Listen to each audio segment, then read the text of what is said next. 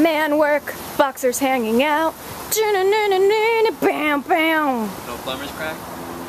Just see boxers right now. I'm a mechanic. Mechanics don't have butt cracks hanging out. No, mechanic's crack, it's plumber's crack. So what are you doing?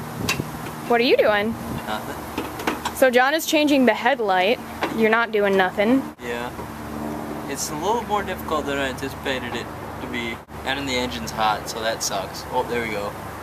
God. It's like finessing a woman. Is it just like that? No. So you excited for our road trip? Kinda. We're driving back to Minnesota. I think I need to get a smaller screwdriver. Are you excited? Yes. Like my haircut? Yeah, John got his haircut. Man, you used to be a dirty bum, now you're just a normal person. I probably have really messy hair right now and stuff, and I'm in my pajamas because I wanted to be comfortable in the car. But what's up, guys? We are driving back to Minnesota right now. We decided to take a road trip and drive from California to Minnesota. So that should be a lot of fun. Tonight we are driving to Colorado, and we're going to stop and hang out in Glenwood Springs and take a dip in the hot springs tonight. We should be in Minnesota on Sunday or Monday. Sunday evening. There's some Utah mountains for you against a pretty blue sky. I thought it looks very pretty here. Clouds are pretty. Yeah, the clouds look really pretty against it.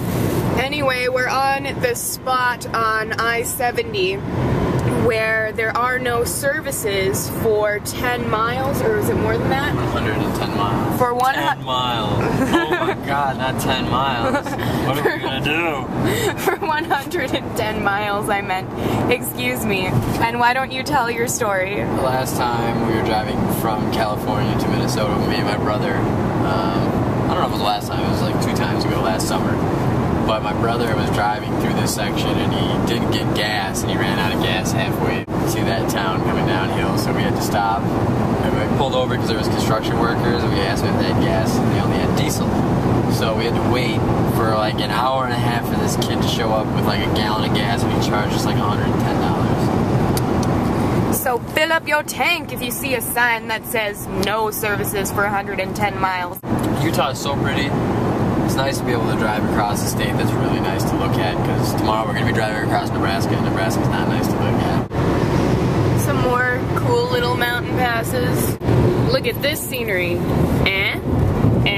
That's some crazy scenery, isn't it? What if these like walls of rocks all of a sudden started to move like a booby trap in an Indiana Jones movie and squished us in the road? That would suck. Ghost rock. So ghostish.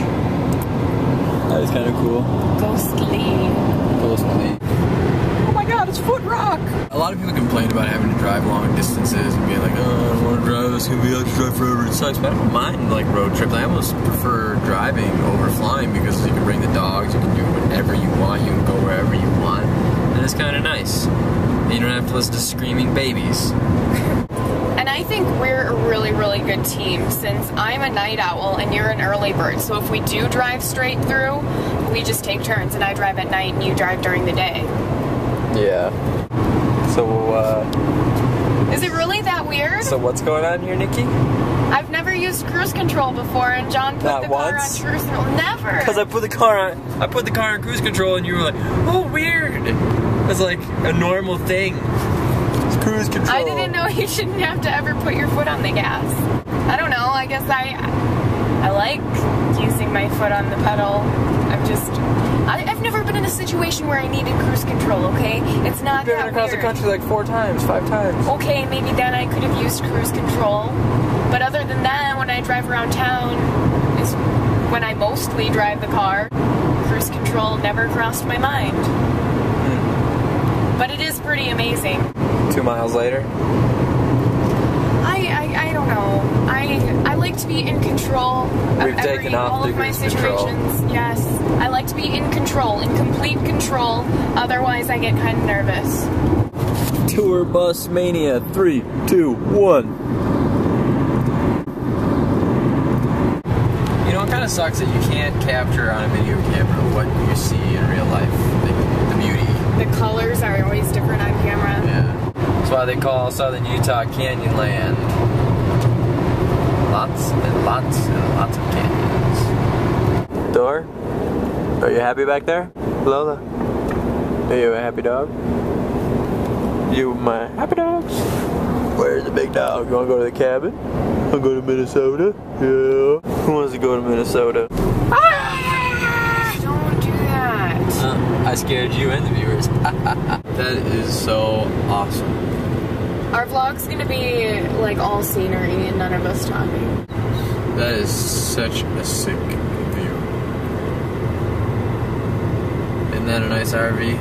Whew. Dang. So many big rocks have fallen. Imagine if you got squished by a giant rock. I would be so pissed. So angry.